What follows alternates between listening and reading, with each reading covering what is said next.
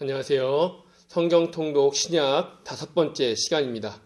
우리가 복음서, 공관복음, 요한복음, 사도행전 이렇게 3번의 시간을 통해서 이야기가 있는 부분을 마치고 지난 시간 우리가 로마서로 바울 서신을 시작했는데요. 바울 서신은 어떤 이야기가 있다기보다는 교훈적인 이야기가 많기 때문에 조금 딱딱할 수 있습니다. 그래서 우리가 중간중간 필요한 배경 설명과 여러 가지 도움이 되는 것들을 통해서 읽는데 도움이 되시는 시간이 되면 좋겠습니다. 오늘은 5번째 시간 고린도 전서, 고린도 후서를 우리가 함께 나누어 보겠습니다.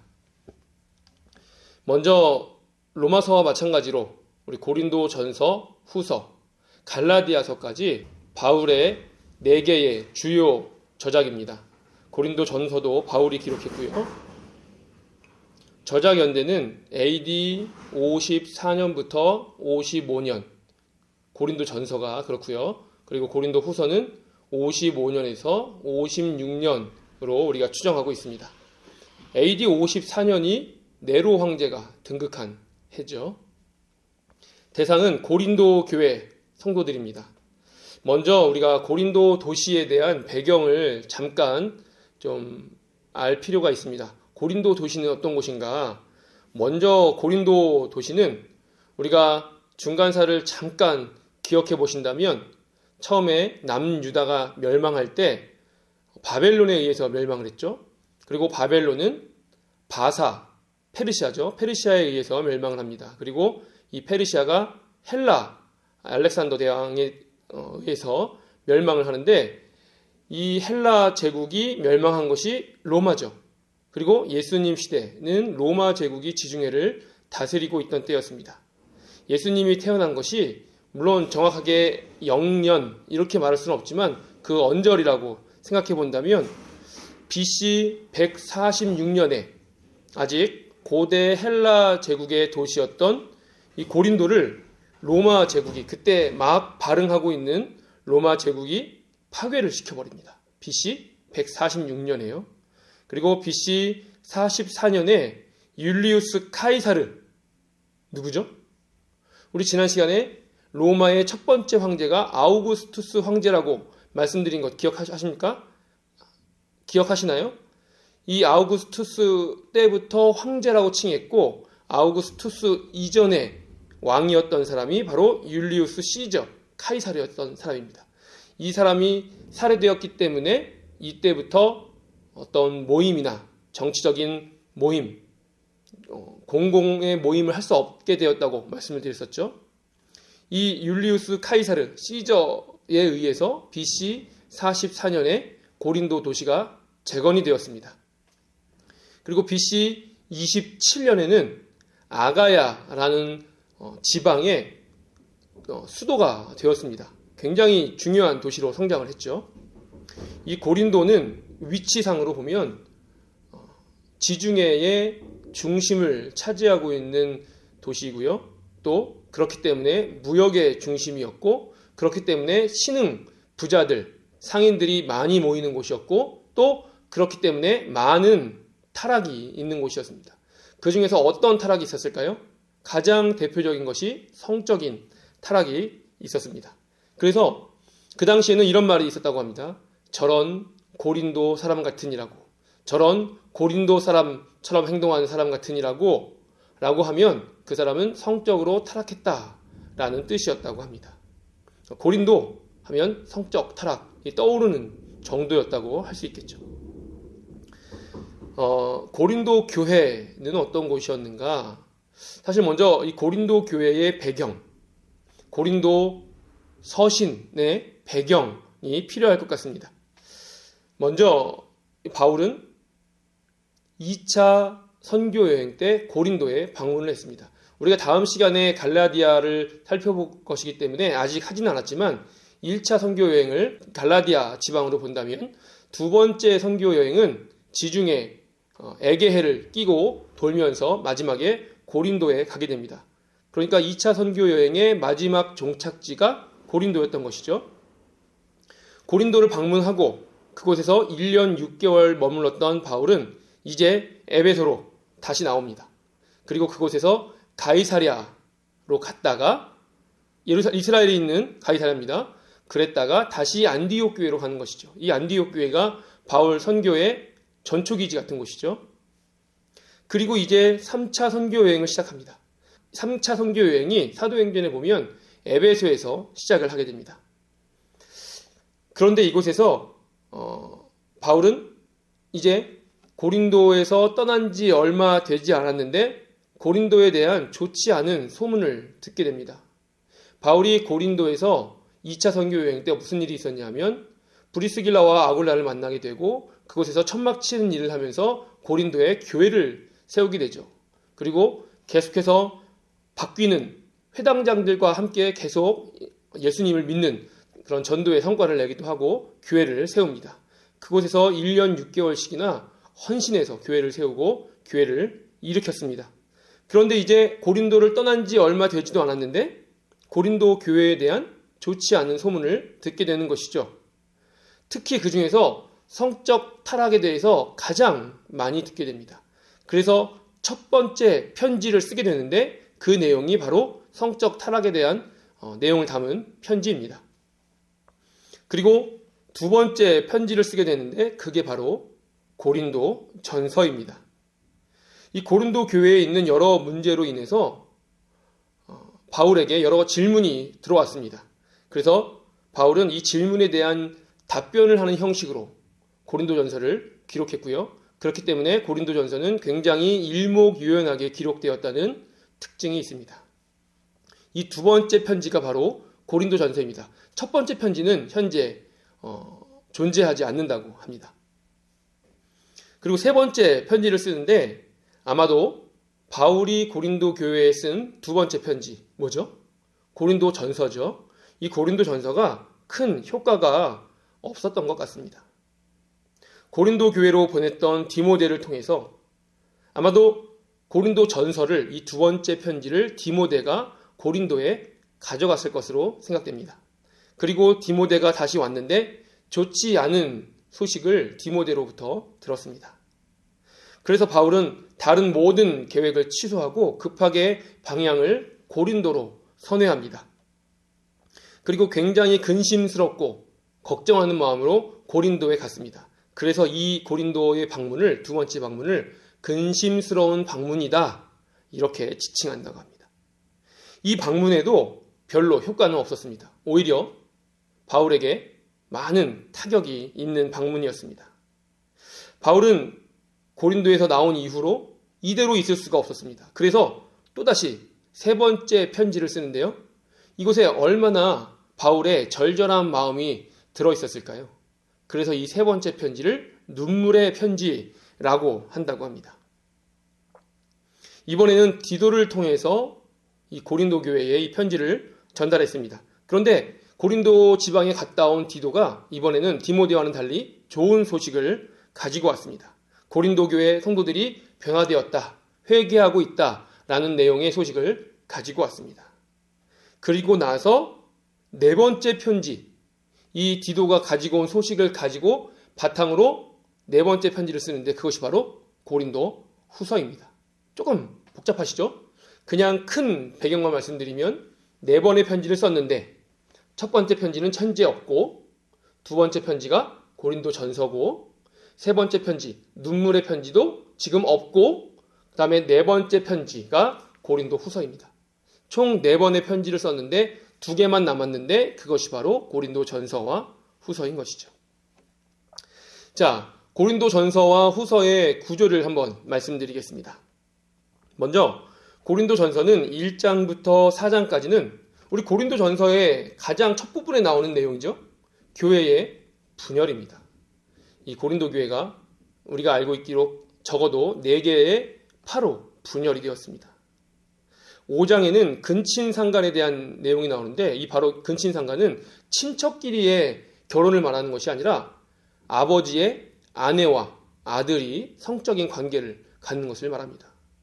그러니까 친어머니가 아니죠. 새어머니와 아들이 성적인 관계를 갖는 그런 일들이 비일비재했다고 합니다. 6장에 보면 성도 간의 소송, 특히 세상 법정에서 소송하는 것. 7장에 보면 결혼을 하는 것이 옳으냐, 하지 않아서 성적인 순결을 유지하는 것이 옳으냐라는 논쟁이 있습니다. 또 8장부터 10장에 보면 우상에 바쳐진 음식을 먹는 것이 옳으냐, 먹지 않는 것이 옳으냐 하는 논쟁이 있죠. 또 11장부터 14장에 보면 예배에 관한 내용이 나옵니다. 특히 여자는 예배에 잠잠하라 라든지 은사라든지, 그래서 13장에 보면 사랑장이라고 하죠. 사랑에 대한 가장 좋은 은사다 라고 나오는데, 이런 내용들이 11장부터 14장에 나옵니다. 이것이 고린도전서의 구조입니다. 고린도 후서는 어떻게 되어 있느냐 하면, 첫 번째, 크게는 세 가지로 나눌 수 있는데요. 1장부터 7장은 바울의 변호 1입니다. 바울의 변호 1. 그런데 이 바울의 변호 1을 세 가지로 나눌 수 있는데요.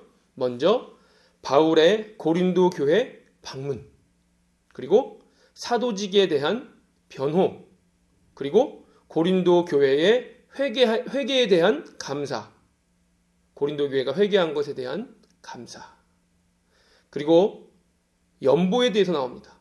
헌금하는 것에 대해서. 그리고 세 번째로 바울의 변호 2. 이것도 세 가지로 나눌 수 있는데요. 먼저 또 사도직에 대한 변호, 그리스도 안에서의 자랑. 무슨 자랑일까요? 바울이 자기 자랑을 하는 것입니다. 그런데 내가 세상적으로 이런 사람이고 바리새인이고 뭐 여러 가지 자랑을 하죠. 그런데 이 자랑이 중요한 것이 아니라, 그러나 내가 그리스도 안에 이런 사람이 되었다 하고 그리스도 안에 있는 것이 자랑이라는 것을 말하고 있습니다. 그리고 세 번째로 권면이 나옵니다. 다시 한번 정리해서 말씀드리면 큰 세 가지는 바울의 변호 1, 그리고 두 번째로 연보, 세 번째로 바울의 변호 2. 그런데 이것을 7개로 나눠서 말씀드리면, 바울의 고린도 교회 방문, 바울의 사도직에 대한 변호, 고린도 교회가 회개한 것에 대한 감사, 연보, 또 바울의 사도직에 대한 변호, 그리스도 안에서의 자랑, 권면. 지금 우리가 고린도 후서에만 사도직에 대한 변호가 2번이나 나오죠. 이 바울 서신에 보면, 모두가 그런 것은 아니지만 대부분의 바울 서신에 보면 먼저 인사말로 사도직에 대한 변호가 나옵니다. 왜냐하면 바울이 간 곳에 잘못된 교사들이 따라다니면서 바울을 험담하고 바울이 사도가 아니라고 하고 헐뜯는 그런 일들이 있었기 때문에, 바울이 자기의 사도직을 변호하지 않으면 사람들이 자신의 말을 믿지 않았기 때문이죠. 자, 마지막으로 우리 고린도 전서와 고린도 후서의 주요 내용을 말씀드리겠습니다. 고린도 전서를 우리 한마디로 표현해 본다면 이렇게 한번 표현해 볼 수 있을 것 같습니다. 분열. 몇 가지 분열에 대해서 말씀드리겠습니다. 먼저 개인 혹은 자신이 포함된 그룹의 우월성을 자꾸 우리 고린도 교회 성도들이 주장했습니다. 자꾸 분열되겠죠. 나 또는 내가 소속되어 있는 그 공동체만 뛰어나다. 그리고 자신이 사회적으로 높은 지위에 있는 사람들이 교회 안에서도 그 지위를 그대로 유지하려고 합니다. 세상에서 내가 예를 들어 국회의원이면 교회에 오면 누군가요? 성도죠. 그러나 그런 사람들이 교회에 와서도 국회의원이라고 말하는 그런 것과 마찬가지이죠. 또 자신이 선호하는 복음 전도자를 두고 경쟁을 했습니다. 우리 고린도 전서 1장부터 4장에 나오는 내용이죠. 누구는 바울파, 누구는 게바파, 누구는 아볼로파, 누구는 그리스도파, 이렇게 파가 나뉘었는데, 내가 선호하는 복음 전도자, 물론 예수님은 복음 전도자라고 할 수 없지만 그 파가 나뉘어서 우리만 옳다라고 하는 것입니다. 또 교회의 일을 세상에 나아가서 법정에서 소송을 거는데, 우리 동역자들에게 불이익이 가든지 말든지 나에게 이익이 되면 그만이라는 식의 여러 가지 소송들이 난무하고 있었습니다. 또 은사를 가지고 우열을 가리려고 했죠. 어떤 은사가 좋으냐, 방언이 좋으냐, 예언이 좋으냐, 막 그런 논쟁들이 있었습니다. 또 우상에 바쳐진 음식을 통한 정죄가 있었죠. 먹는 것이 옳으냐? 먹지 않는 것이 옳으냐? 중요한 건 그것이 아닌데 말이죠. 또 특별한 우리 고린도 전서에는 이런 것이 있습니다. 특별한 영적 지식을 내가 소유하고 있다는 것으로 인해서 나는 구원받았고 이 지식을 소유하지 못한 너희들은 구원받지 못했다. 그리고 나는 이 특별한 지식을 소유하고 있기 때문에 내가 이제부터는 어떤 일을 하든지 어떤 행위를 하든지 나는 무조건 구원받는다. 이런 의식들이 만연해 있었는데 이것을 우리는 영지주의라고 부릅니다. 이 고린도 전서에서 바울은 십자가의 신비와 하나님의 끝없는 자비를 설명하면서 고린도 교회 성도들의 잘못된 사고를 변화시키려고 노력한 것을 우리가 볼 수 있습니다. 고린도 후서에 보면 우리 고린도 후서를 한마디로 요약해 본다면 기독교 사역의 기준 이렇게 말해 볼 수 있을 것 같습니다. 물론 딱 잘라서 이겁니다. 이렇게 말할 수는 없지만 그래도 기독교 사역이라는 것은 어떤 기준을 가지고 있어야 되는가라는 것을 설명한다고 볼 수 있습니다. 먼저 바울과 또 이제 바울이 왔으니까 바울 뒤따라온 잘못된 외부 교사들이 있었을 것이죠. 바울과 외부 교사들의 가르침의 차이점을 말하고 있고요. 또 바울 외에 이 외적인 외부 교사들이 고린도 교회의 문화와 관습에 적응하려고 노력하는 그 모습을 꼬집고 있습니다. 조심하라는 것이죠. 또 특히 그 교사들이 스스로 사역적인 권위를 과시하고 자신들과 바울을 비교해서 바울을 깎아내리는 그 모습, 점점 이 외부 교사들이 고린도 교회의 안으로 내부적으로 깊이 들어옴으로써 본색을 드러내고 있는 그것을 조심하라 라고 말하는 것이죠. 그리고 하나님의 일꾼은 사람의 기준으로 세우는 것이 아니라 하나님의 기준으로 세우는 것이다 라는 것을 말하고 있습니다. 아까 말씀드린 것과 마찬가지로 세상에서 잘 나가고 세상에서 높은 지위에 있고 세상에 그 권력들을 가지고 교회에서 그대로 적용하고 그 사람들에 의해서 좌지우지 되는 것이 아니라 더 기도하고 더 겸손하게 기도하면서 결정해야 되는 것. 예수 그리스도가 기준이 되어야 된다라는 것이죠. 그렇지만 사람이 하는 것이 아니라 성령님이 하시는 것이다 라는 것을 역설하고 있습니다. 마지막으로 교회는 세상의 기준이 아니라 십자가에 못 박히신 예수 그리스도가 기준이다 라고 말하고 있습니다. 이렇게 해서 우리가 고린도 전서, 고린도 후서를 한번 가볍게 살펴봤는데요. 우리가 살펴본 고린도 도시의 배경, 또 고린도를 향한 바울의 4개의 편지, 구조, 또 고린도 전서 후서의 주요 내용들을 잘 기억하시면서 읽으실 때 도움이 되시기 바랍니다. 우리 다음 시간은 갈라디아, 에베소, 빌립보, 골로새서 이렇게 살펴볼 텐데 그 중에서 에베소, 빌립보서, 골로새서는 특히 옥중서신입니다. 우리 기대하시고 함께 은혜의 시간 되시기 바랍니다.